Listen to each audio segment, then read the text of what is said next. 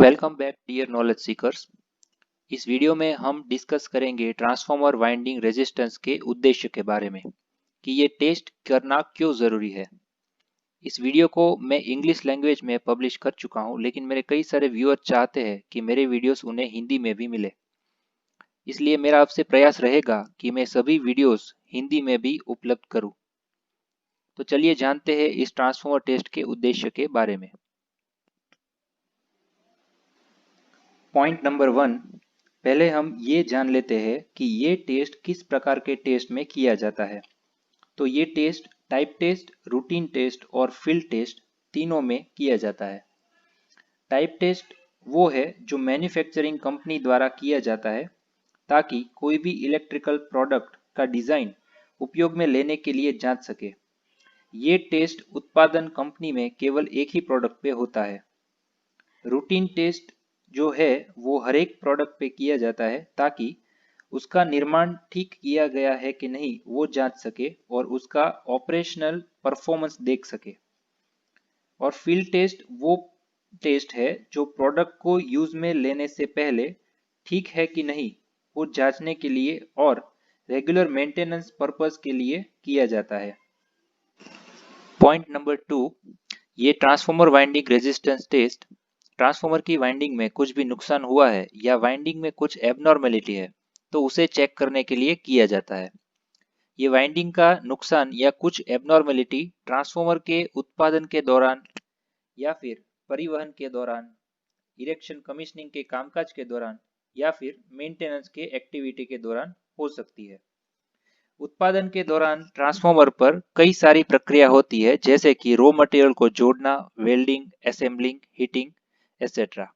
तो उत्पादन खत्म होने पर एक बार वाइंडिंग रेजिस्टेंस टेस्ट लिया जाता है जिससे वाइंडिंग की अच्छी कंडीशन कंफर्म कर सके। जब ट्रांसफार्मर का परिवहन उत्पादन कंपनी से जहां उसको काम में लेना है वो स्थान पर किया जाता है, तब रास्ते में ट्रांसफार्मर को जर्क्स और वाइब्रेशंस लगने की संभावना रहती है जिससे वाइंडिंग को नुकसान होने की संभावना है।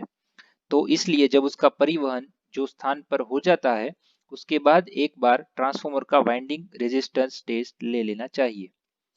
उसके बाद जब ट्रांसफार्मर का इरेक्शन और कमीशनिंग का काम होता है तब लिफ्टिंग, एसेसरीज असेंबली आदि काम ट्रांसफार्मर पे किए जाते हैं। तो यह काम हो जाने के बाद भी ट्रांसफार्मर को उपयोग में लेने से पहले उसका वाइंडिंग रेजिस्टेंस टेस्ट लेना जरूरी बन जाता है। इसके उपरांत जब ट्रांसफार्मर का मेंटेनेंस होता है वह परिस्थिति भी इरेक्शन कमीशनिंग के काम के जैसी ही मानी जा सकती है। तो मेंटेनेंस के दौरान भी ट्रांसफार्मर का वाइंडिंग रेजिस्टेंस टेस्ट लिया जाता है। पॉइंट नंबर 3, जो ट्रांसफार्मर टैप चेंजर वाला है उसमें टैप चेंजर के कॉन्टेक्स की प्रॉब्लम या टैप चेंजर मैकेनिज्म की प्रॉब्लम भी इस टेस्ट से चेक की जा सकती है। इस टाइप के ट्रांसफार्मर में वाइंडिंग है वो टैप चेंजर से जुड़ी रहती है। तो अगर हमें वाइंडिंग रेजिस्टेंस की वैल्यू कम मिलती है तो उसका एक कारण टैप चेंजर के कॉन्टेक्स की प्रॉब्लम भी हो सकती है।